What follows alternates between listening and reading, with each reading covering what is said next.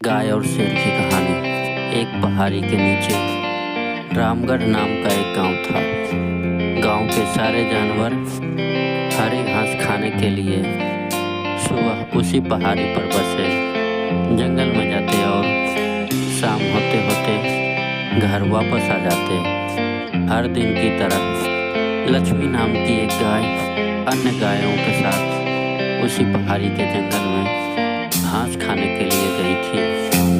वो हरी घास खाने में इतनी ज़्यादा पसंद थी कि वह कब तक शेर की गुफा के पास पहुंच गई, उसे पता ही नहीं चला। शेर अपनी गुफा में सो रहा था और वह पिछले 2 दिनों से भूखा ही था। जैसे ही लक्ष्मी शेर की गुफा के पास पहुंची, गाय की खुशबू से शेर की नींद खुल गई। वह शेर धीरे धीरे गुफा से बाहर आया और गुफा के बाहर गाय को देखकर खुश हो गया। शेर ने मन ही मन आज उसकी 2 दिनों की भूख मिट जाएगी।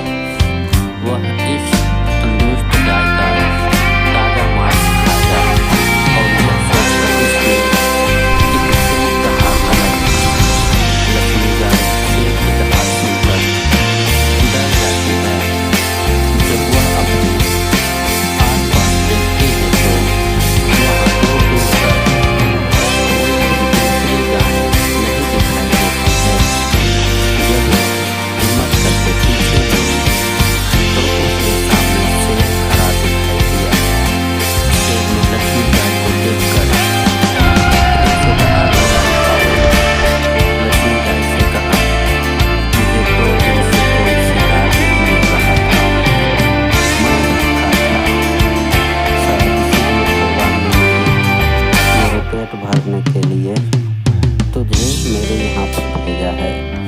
आज मैं तुझे खाकर अपनी भूख मिटा लूँगा।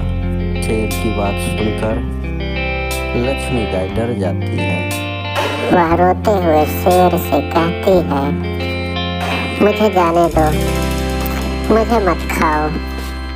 मेरा एक छोटा बच्चा है जो अभी सिर्फ मेरा दूध पीता है और उसे घास खाना अभी तक नहीं आया है। लक्ष्मी की बात सुनकर शेर ने हंसते हुए कहा, तो क्या मैं अपने हाथ में आए शिकार को ऐसे ही जाने दूं? मैं तो आज तुझे खाकर अपनी 2 दिनों की भूख मिटाऊंगा।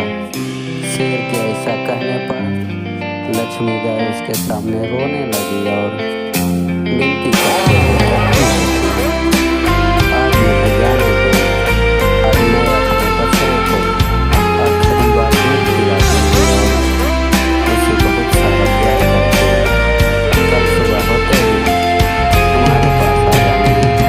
फिर तुम मुझे खा लेना और अपना पेट भी भर लेना।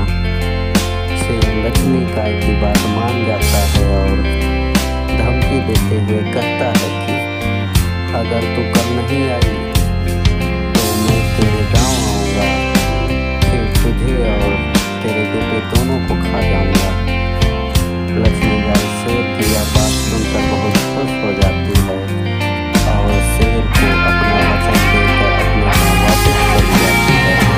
शेर के पास से लक्ष्मी गाय सीधे अपने बच्चे के पास जाती है, उसे दूध पिलाती है और बहुत सारा प्यार करती है। फिर बच्चे को शेर के साथ की सारी घटना बताती है और कहती है कि उसे अपना ख्याल खुद ही रखना होगा। वह कल सुबह होते ही अपना वचन पूरा करने के लिए शेर के पास चली जाएगी। लक्ष्मी गाय की बातें सुनकर लक्ष्मी गाय का बच्चा रोने लगता है।